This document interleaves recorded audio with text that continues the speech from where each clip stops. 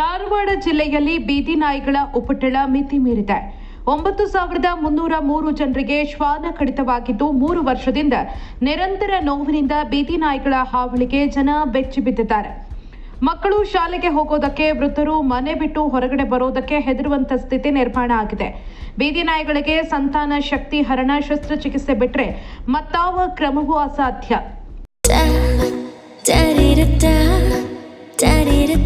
ನನಗೆ ಇಷ್ಟ ನಂದಿನಿ ತುಪ್ಪ, ಶುದ್ಧ ತುಪ್ಪ ಅಂದ್ರೆ ನಂದಿನಿ.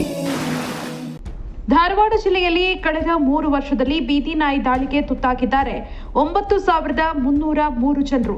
ಹೌದು, 2022-23ರಲ್ಲಿ 1,355, 2023-24ನೇ ಸಾಲಿನಲ್ಲಿ 2,395, 2024-25ರಲ್ಲಿ 5,553 ಜನರು ಬೀದಿ ನಾಯಿಗಳಿಂದ ಗಾಯಗೊಂಡಿದ್ದಾರೆ. ಪ್ರತಿ ವರ್ಷವೂ ಸಾಗ್ತಾ ಇದೆ. ಈ ಸಂಖ್ಯೆ ಏರುಗತಿಯಲ್ಲಿದೆ.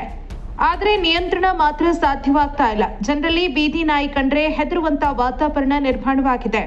ನಾಯಿ ಕಡಿತದ ತಕ್ಷಣ ಸರ್ಕಾರಿ ಆಸ್ಪತ್ರೆಗೆ ತೆರಳಿ ಚಿಕಿತ್ಸೆ ಪಡೆಯುವವರ ಸಂಖ್ಯೆ ವಿರಳವಾಗಿದ್ದು, ನಾಟಿ ಔಷಧ ಸೇರಿ ಇತರೆಡೆಗಳಲ್ಲಿ ಬಹಳಷ್ಟು ಜನರು ಹೋಗ್ತಿದ್ದಾರೆ. ಪರಿಣಾಮ ರೇಬಿಸ್ ಕಾಯಿಲೆಯಿಂದ ಬಳಲಿ ಮೃತಪಡುವ ಸಾಧ್ಯತೆಯೂ ಹೆಚ್ಚಾಗಿದೆ.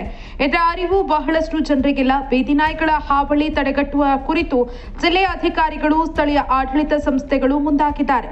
ಆದರೂ ಹತೋಟಿಗೆ ಬರ್ತಾ ಇಲ್ಲ ಬೀದಿ ನಾಯಿಗಳ ಹಾವಳಿ. Mallesh Suranagi, public next, Hubballi.